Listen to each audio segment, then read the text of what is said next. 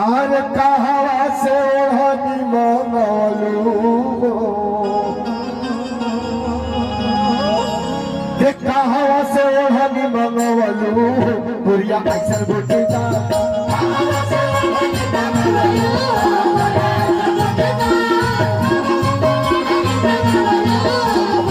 अरे ऐसे बुटीदार बुढ़िया ऐसे बुटीदार बुढ़िया ऐसे बुटीदार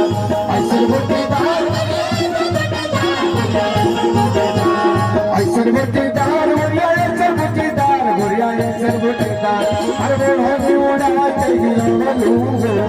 ओढ़नी उड़ा के हिलवलू उड़ा पिया पिया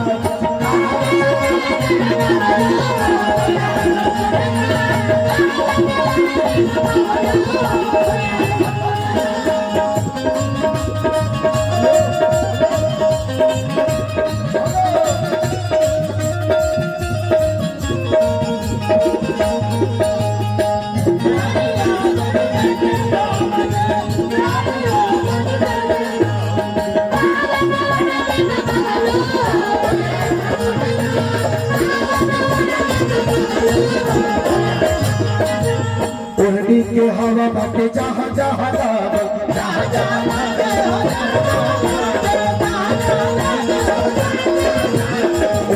के लोगरा भइल बाटे पागल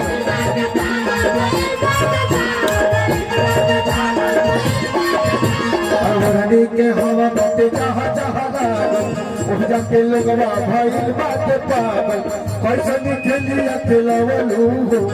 कैसन खेलिया खेलवलू आप बताई बकपा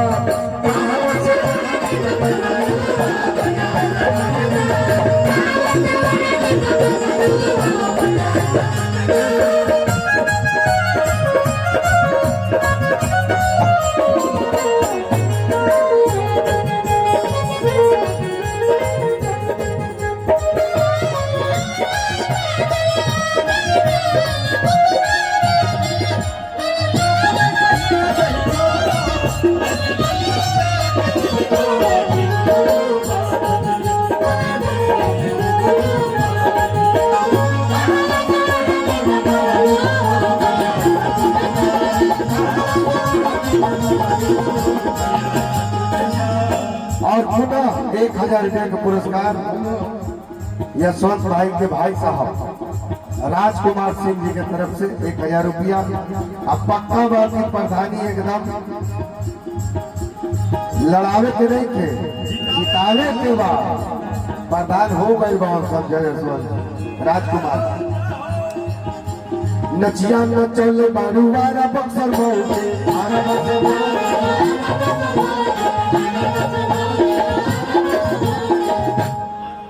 अरे गोरखपुर चंदौरी अरी गाया लखनऊ के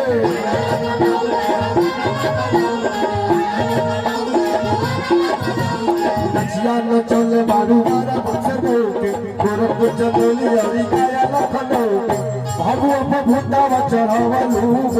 अरे भभुआ पर भूतावा चढ़ावलू घूम घूम के बजा